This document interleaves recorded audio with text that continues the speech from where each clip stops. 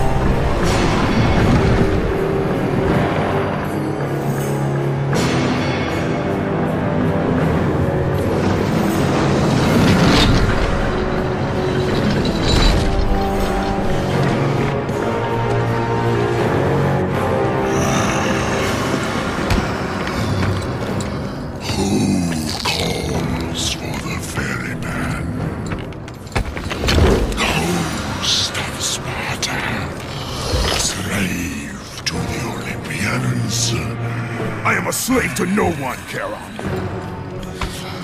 We share a common fate, Kratos. The gods will release neither of us from our torture. Be gone.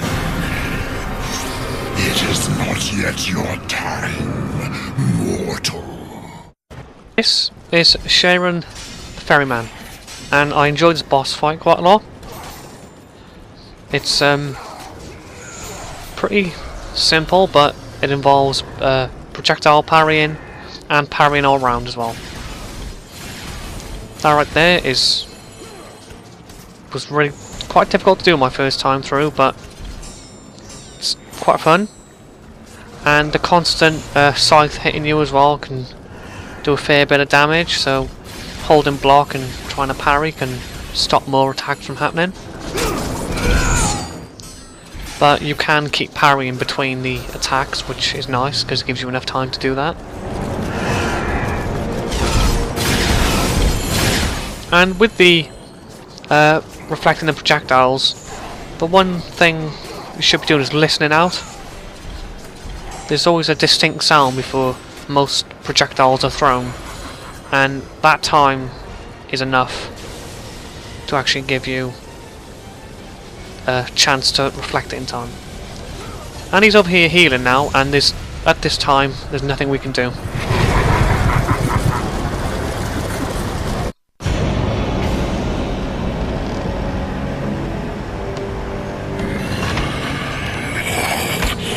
You chose your path. Host of Sparta.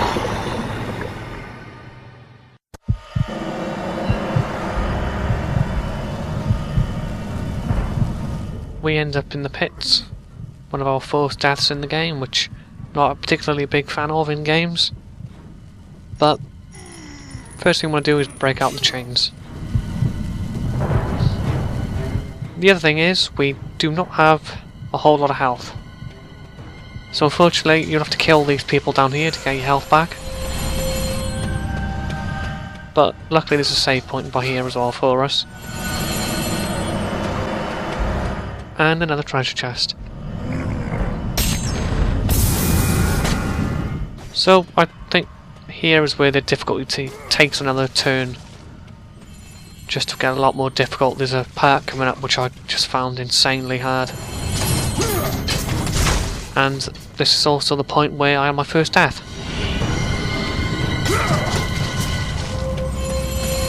So, and you guys don't get to see my death, but it did happen twice, in fact. I think I did pretty well to get to this point without dying yet, so it's just this part here is just difficult for some reason. And I've sped it up for you as well because it takes a while to take these guys out one at a time and things like that. I don't know why I've had so much trouble with this.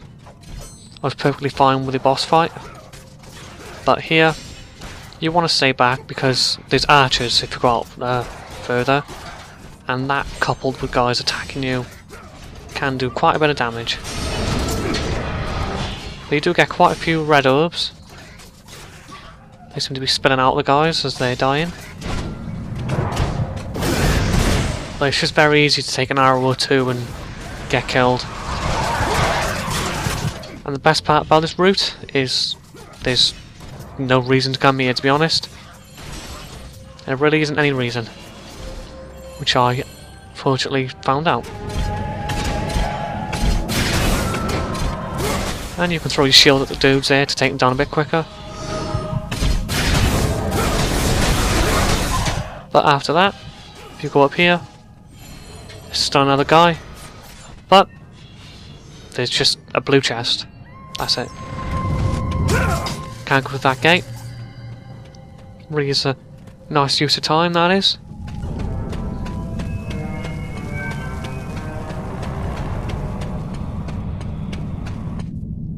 Here, where the souls of the wicked are tortured in the pits of Tartarus, wailing and agony of the damned resonated deep throughout the bowels of the underworld. So this place is sort of like limbo between hell and earth. And this, okay, don't like this part of the game either. These enemies aren't fun. They're okay to parry, but you're better off dodging them. You can always see where they're going to land, which is okay. I never really attempt to bother parrying them. And the Ifrit is useful here with the amount of enemies surrounding you.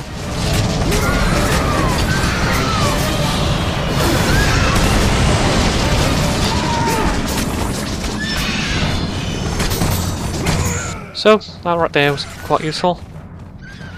And they can knock you down pretty easily, as you can see. And don't forget to hit these chains. Get some red orbs.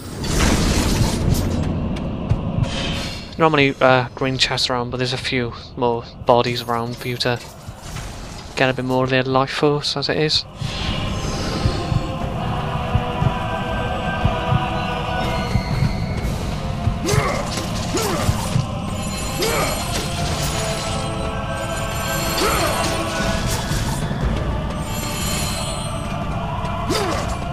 So make sure you try and check the places which aren't on camera as well, just to make sure. Because that's an easy way to not see things.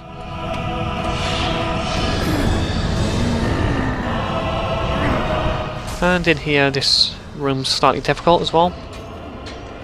But if we go ahead and take out the archers straight away, before they can just get on my tip and just end up just doing you in. There's another archer off screen as well, but with the way this game works, it won't hit you until you're in view. So just do your best to try and parry. Which I seem to have a better job of doing this time. So doing that there is a good way to get a few more hits in, and at this point in the game it's more useful to be trying to disable them a bit more often. So blocking from any angle is always nice as well if you know there's an attack coming.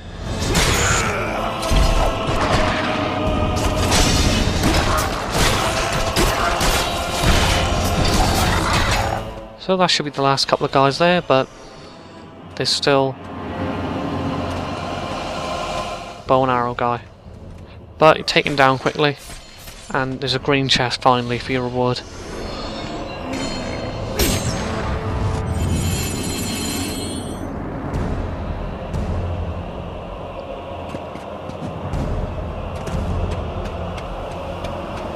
So we get one of the many chains of Olympus we'll be working on. And there'll be some more enemies crawling on the walls.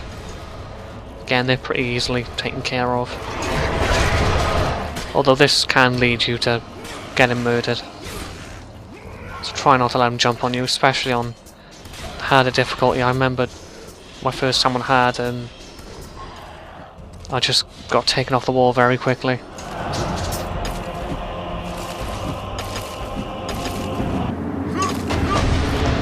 And up here we have more harpies flapping around. Again, you've got a bigger area than before, which is more pleasant to deal with. And that move there was pretty slick. Watch him flick his blades at the end.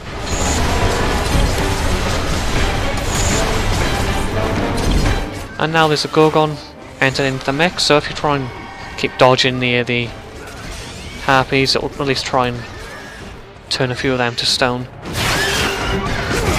Which again is really useful. Well, I've noticed on this game it takes a lot longer for enemies to freeze than, say, Ghost of Sparta, which enemies get frozen pretty quickly.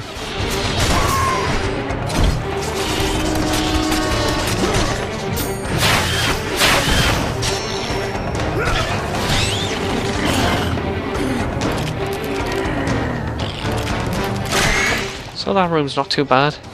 Just don't forget to check the sides for any treasure chests.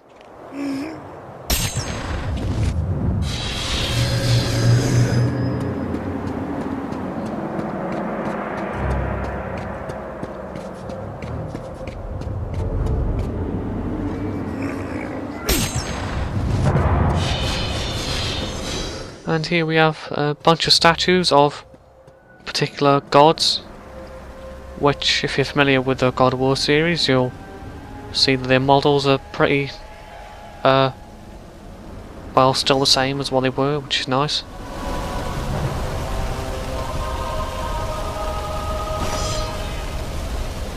And there's,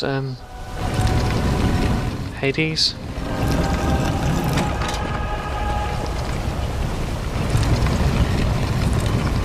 And that there is Poseidon. Ooh, you don't see in this game. Same with Hades.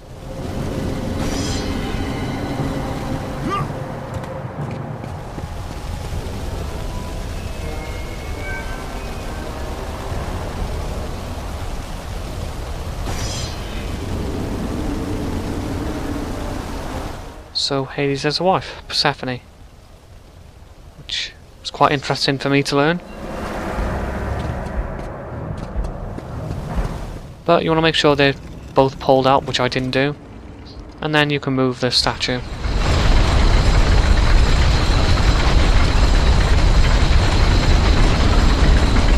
So once you're in, it's a point of no return for now.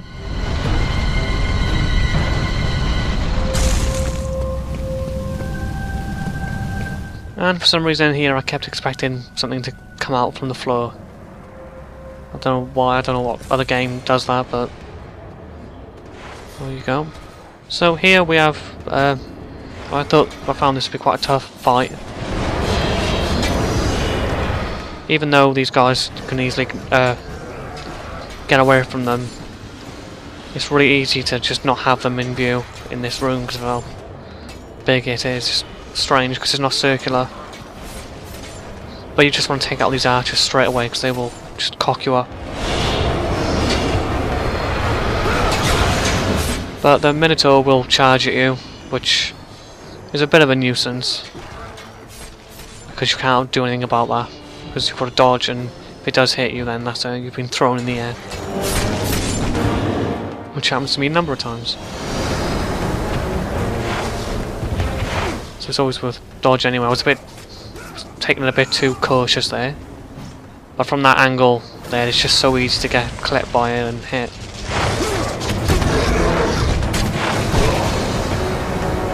But once all the archers are down, this makes it a lot easier.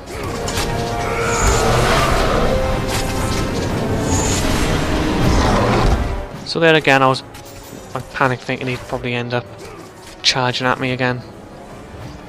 But it's only when you get at a certain distance I think they actually charge at you. Or not. But once he's been weakened enough, we can execute him. So once that's done, go and open this chest. Which I believe I didn't. I probably should have done. Because another Minotaur spawns. But again, with the no distractions, it's not too bad. Apart from letting him charge into me.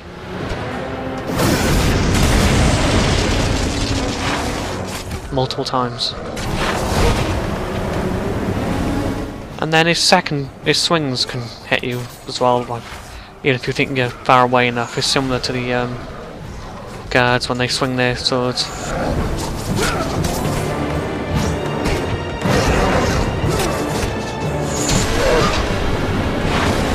And I think I get pretty lucky here with killing him. But he drops health as well as the health chest being here as well.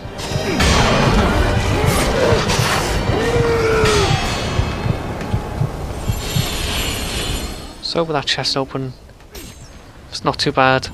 As long as you stop bloody getting charged out like what I did, you should be okay. And they decided to spawn a guy here for some reason, but we'll kill him before we save.